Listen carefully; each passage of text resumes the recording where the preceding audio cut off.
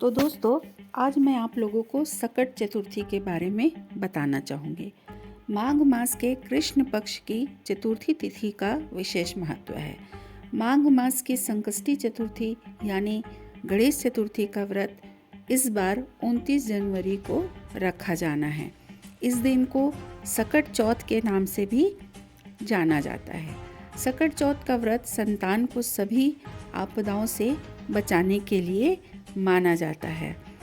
इस दिन पे माताएं जो हैं संकष्टी गणेश चतुर्थी का व्रत करने से घर परिवार में आ रही विपदा को दूर करती हैं। कई दिनों से रुके हुए मांगलिक कार्य संपन्न होते हैं तथा भगवान श्री गणेश असीम सुखों की प्राप्ति कराते हैं। माह की किसी भी चतुर्थी के दिन भगवान श्री गणेश की पूजा के दौरान संकष्टी गणेश चतुर्थी व्रत की कथा पढ़ना या उसे सुनना बहुत ही ज़रूरी होता है। इससे संबंधित 4 कथाएं प्रचलित हैं जो मैं आपके सामने कहना चाहूँगी। पहली जो कथा है उसमें पौराणिक एवं प्रचलित श्री गणेश कथा के अनुसार एक बार देवता कई विपदाओं से घिरे थे। तब वह मदद मांगने के लिए भगवान शिव के पास आए। उस समय शिव के साथ कार्तिकेय जी और गणेश जी भी बैठे हुए थे। देवताओं की बात सुनकर शिव जी ने कार्तिकेय व गणेश जी से पूछा कि तुम में से कौन देवताओं को जो उनके कष्ट हैं उनको कौन दूर कर सकता है, उनके कष्टों का निवारण कौन कर सकता है। तब कार्तिकेय जी और गणेश जी दोनों ने ही स्वयं को इस कार्य के लिए सक्षम बताया। इस पर भगवान शिव ने दोनों की परीक्षा लेते हुए कहा कि तुम दोनों में से जो सबसे पहले पृथ्वी की परिक्रमा करके आएगा वही देवताओं को मदद के लिए जाएगा। भगवान शिव के मुख से यह वचन सुनते ही कार्तिकेय अपने वाहन मोर को लेकर पृथ्वी के परिक्रमा के लिए निकल गए। अब परंतु गणेश जी जो थे वो सोच में पड़ गए कि मेरा तो चूहा बहुत ही छोटा है और उस पर मैं चढ़कर परिक्रमा करने निकल भी गया तो मुझे तो बहुत समय लग जाएगा। तभी उन्हें एक उपाय सूझा। गणेश जी अपने स्थान पर से उठे और अपने माता पिता के 7 बार परिक्रमा करके वापस आकर बैठ गए। परिक्रमा करके लौटने पर कार्तिकेय जी स्वयं को विजेता बताने लगे। तब शिव जी ने श्री गणेश से पृथ्वी की परिक्रमा न करने का कारण पूछा। तब गणेश जी ने कहा, माता पिता के चरणों में ही समस्त लोक होते हैं, यह मैंने सुना था। और यह सुनकर भगवान शिव ने गणेश जी की सारी देवताओं को संकट को दूर करने का जो उन्होंने बात कही थी उसको पूरा करने के लिए गणेश जी को आज्ञा दे दी। अब क्या था, अब कार्तिकेय जी तो नाराज हो गए। अब वो नाराज हुए और वहाँ से चले गए। इस प्रकार से शिव जी के गणेश जी को आशीर्वाद दिया कि चतुर्थी के दिन जो तुम्हारा पूजन करेंगे और रात्रि में चंद्रमा को अर्घ देकर उसके तीनों ताप यानी दैहिक ताप, दैविक ताप और भौतिक ताप दूर होंगे। इस व्रत को करने से व्रतधारी के सभी तरह के दुख दूर होंगे और उसे जीवन के भौतिक सुखों की प्राप्ति होगी। चारों तरफ से मनुष्य की सुख समृद्धि बढ़ेगी और पुत्र पौत्रादि धन ऐश्वर्य की कमी कभी नहीं रहेगी। इस प्रकार से उन्होंने पहली कथा कही। अब दूसरी कथा ऐसी थी कि एक समय की बात है, राजा हरिश्चंद्र के राज्य में एक कुम्हार हुआ करता था।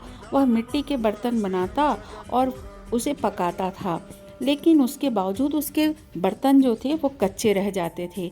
एक पुजारी की सलाह मानकर उसने इस समस्या को दूर करने के लिए एक छोटे से बालक को मिट्टी के बर्तनों के साथ आवा में, जिसे भट्टी कहा जाता है, उसमें डाल दिया। उस दिन संकष्टी चतुर्थी का दिन था और उस बच्चे की माँ ने व्रत रखा हुआ था। उसने गणेश जी से बेटे की कुशलता की प्रार्थना की थी। दूसरे दिन जब कुम्हार ने सुबह उठकर आवा खोला तो देखा आवा में उसके बर्तन तो पक गए थे, लेकिन बच्चे का बाल बांका भी नहीं हुआ था। वह डर गया और राजा के दरबार में जाकर सारी घटना कह बताई। इसके बाद राजा ने उसे उस बच्चे और उसकी माँ को बुलवाया तो माँ ने सभी तरह के विघ्न को दूर करने वाली संकष्टी चतुर्थी का वर्णन किया। इस घटना के बाद से महिलाएं संतान और परिवार के सौभाग्य के लिए संकष्टी चतुर्थी का व्रत करने लगी। ये थी हमारी दूसरी कथा। अब तीसरी कथा मैं आपको बताना चाहूँगी कि एक समय की बात है कि भगवान विष्णु का विवाह लक्ष्मी जी के साथ होना निश्चित हुआ। विवाह की तैयारी तो होने लगी थी, सभी देवताओं को निमंत्रण भेजे गए थे, परंतु गणेश जी को निमंत्रण नहीं दिया गया। कारण जो भी रहा होगा उस समय का हमें अब क्या पता। अब भगवान विष्णु की बारात जाने का समय हुआ। सभी देवता अपनी पत्नियों के साथ विवाह समारोह में शामिल होने आए थे। उन सब ने देखा कि गणेश जी कहीं नहीं दिखाई दे रहे हैं। तब से आपस में सबने चर्चा करनी शुरू कर दी, गणेश जी को क्यों न्योता नहीं दिया, गणेश जी क्यों नहीं आए यहाँ। या तो फिर उन्होंने कुछ ऐसी बातें कही तो स्वयं गणेश जी ही नहीं आना चाहे होंगे। सभी को इस बात पर आश्चर्य होने लगा। तभी सबने विचार किया कि ये बात जो है हम किसी और से क्यों पूछें, सीधा ही विष्णु भगवान से ही पूछ लेते हैं। विष्णु भगवान से पूछने पर उन्होंने कहा कि हमने गणेश जी के पिता भोलेनाथ को निमंत्रण भेजा हुआ है। यदि गणेश जी अपने पिता के साथ आना चाहते हैं तो आ जाए, अलग से न्योता देने की क्या आवश्यकता थी। दूसरी बात यह है कि उनको 1.25 मन मूंग, 1.25 मन चावल, 1.25 मन घी, 1.25 मन लड्डू का भोजन दिन भर चाहिए। यदि गणेश जी नहीं भी आते हैं तो कोई बात नहीं, दूसरे के घर जाकर इतना सारा खाना हम बांट आएंगे। इतनी वार्ता होने के बाद किसी ने एक सुझाव दिया कि यदि गणेश जी आ भी जाते तो उनको द्वारपाल बनाकर हम बैठा सकते थे। आप घर की रक्षा करने के लिए किसी द्वारपाल को तो रखेंगे ही, तो आप घर की याद रखना, ऐसा कहकर हम गणेश जी को बैठा देंगे। आप तो चूहे पर बैठकर धीरे धीरे चलोगे तो बारात में आप बहुत पीछे रह जाओगे। तो ये सुझाव सबको अच्छा लगा और यह सुनकर सबको ये बातें पसंद आई तो विष्णु जी ने भी हामी भर दी। बोला कि ठीक है, गणेश जी आएंगे तो उनको हम द्वारपाल बनाकर घर की रक्षा के लिए छोड़ जाएंगे। होना क्या था, इतने में गणेश जी वहाँ पहुँचे और उन्हें समझा बुझाकर घर की रखवाली करने के लिए बैठा दिया गया। अब दरवाजे पर बैठे ही थे तो गणेश जी के पास जो नारद थे वो आए और कहने लगे, अरे आप बारात कैसे नहीं गए और आपके रुकने का कारण क्या था। गणेश जी कहने लगे कि विष्णु भगवान ने मेरा बहुत अपमान किया है। नारद जी ने कहा कि आप अपनी मूषक सेना को भेजकर वहाँ पर रास्ता खुदवा दीजिए, जिससे उनके वाहन जो हैं धरती में धंस जाएंगे और आपको उनको बुलाना ही पड़ेगा सम्मान पूर्वक। अब तो गणेश जी को ये बात बहुत अच्छी लगी नारद की। अब वो सुने, अब उसके बाद अपने मूषक सेना को जल्दी से भेज दिया। बोले कि जाओ, जिधर बारात जा रही है वहाँ की ज़मीन खोद कर तुमने सुरंग बना देनी है। अब देखते हैं कि रथ कैसे पहिए उसके चलेंगे। अब क्या हुआ, आगे जाने के बाद देखा तो ज़मीन पे बहुत बड़े बड़े गड्ढे कर दिए थे। जैसे ही बारात वहाँ से निकली, रथों के पहिए धरती पर धंस गए। लाख कोशिश करे परंतु पहिए तो नहीं निकले, और पहिए निकले भी नहीं, साथ ही टूट टूट के इधर उधर गिरने लगे। किसी की समझ में नहीं आ रहा था कि अब क्या किया जाए। तब तो नारद जी ने कहा, आप लोगों ने गणेश जी का अपमान किया था और गणेश जी को बारात में भी नहीं लाए, उन्हें तो आपने द्वारपाल बनाकर रख दिया। तो हो सकता है ये उन्हीं की वजह से हुआ होगा। अब क्या था, उन्हें मना कर लाया जाए और आपका कार्य सिद्ध हो सकता है, यह संकट टल सकता है। तो अब शंकर जी के पास गए। शंकर भगवान से बोलने लगे कि अपने दूत नंदी को भेजो और गणेश जी को लेकर आने को कहो। अब गणेश जी को आदर पूर्वक लाए, अब पूजन करवाया, तब कहीं रथ के पहिए निकले। अब रथ के पहिए तो निकल गए परंतु बहुत टूटी फूटी थी, उन्हें सुधार कौन करेगा। अब पास के खेत में एक किसान काम कर रहा था, उसे बुलाया गया। किसान अपना कार्य करने से पहले श्री गणेशाय नमः कहने लगे। अब यह कहकर वह उनको गणेश जी की वंदना करते हुए मन ही मन कहने लगे कि हे प्रभु, मुझे ये काम करना है और मेरे काम को आप सफल बनाइएगा। देखते ही देखते किसान ने सारे पहिए ठीक कर दिए। तब किसान ने कहने लगे कि देवताओं, आपने सर्वप्रथम गणेश जी को नहीं मनाया होगा, इसीलिए आपको रास्ते में विघ्न पड़ रहे हैं।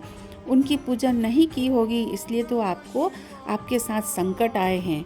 हम तो मूर्ख अज्ञानी हैं, फिर भी गणेश जी को प्रथम पूजनीय मानते हैं, उनका ध्यान सबसे पहले करते हैं। आप लोग तो देवतागण हैं, फिर भी आप गणेश जी को कैसे भूल गए।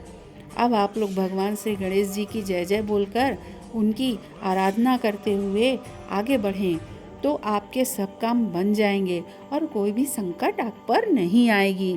ऐसा किसान ने कहा। अब ऐसा कहते हुए वो चला गया। ऐसा कहते हुए बारात वहाँ से चल पड़ी।